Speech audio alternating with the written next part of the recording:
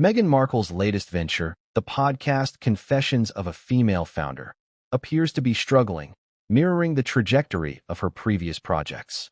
Despite attempts to secure high-profile guests and leverage her established platform, the podcast has reportedly failed to gain significant traction, raising questions about Markle's ability to maintain relevance and build a sustainable brand. This analysis explores the challenges facing Markle's podcast, examining the potential reasons for its struggles and the broader implications for her public image. The introduction immediately establishes the central theme: the apparent failure of Meghan Markle's podcast to achieve its intended level of success.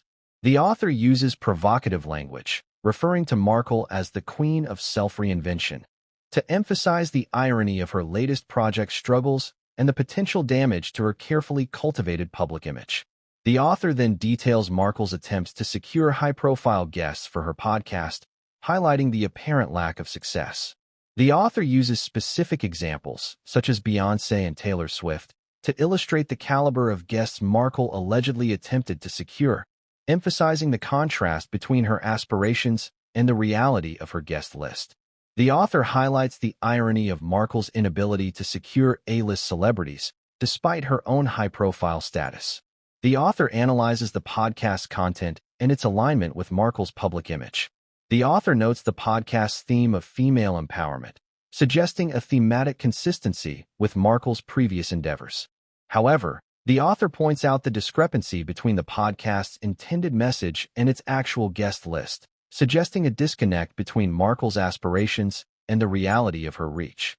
The author highlights the contrast between the intended high-profile guests and the actual guest list, which reportedly consists of less prominent individuals. The author compares Confessions of a Female Founder to Markle's previous podcast, Archetypes, suggesting a pattern of failure. The author highlights the similarities between the two podcasts, suggesting a lack of innovation or a fundamental flaw in Markle's approach to podcasting. The author uses the phrase, "straight to the land of forgotten projects," to emphasize the potential for the podcast to fail, mirroring the fate of her previous ventures. The author analyzes Markle's attempts to connect with her audience through personal anecdotes and carefully curated narratives. The author highlights Markle's references to her royal family, her personal struggles, and her humble beginnings, suggesting an attempt to connect with her audience on a personal level. However, the author suggests that these attempts feel forced or inauthentic, potentially undermining their intended impact.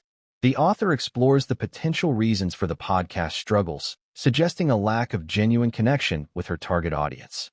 The author suggests that Markle's reliance on self-promotion and her focus on her own experiences may be alienating potential listeners.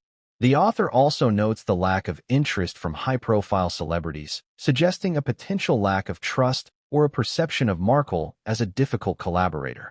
The author concludes by summarizing the challenges facing Markle's podcast and offering a critical assessment of her approach.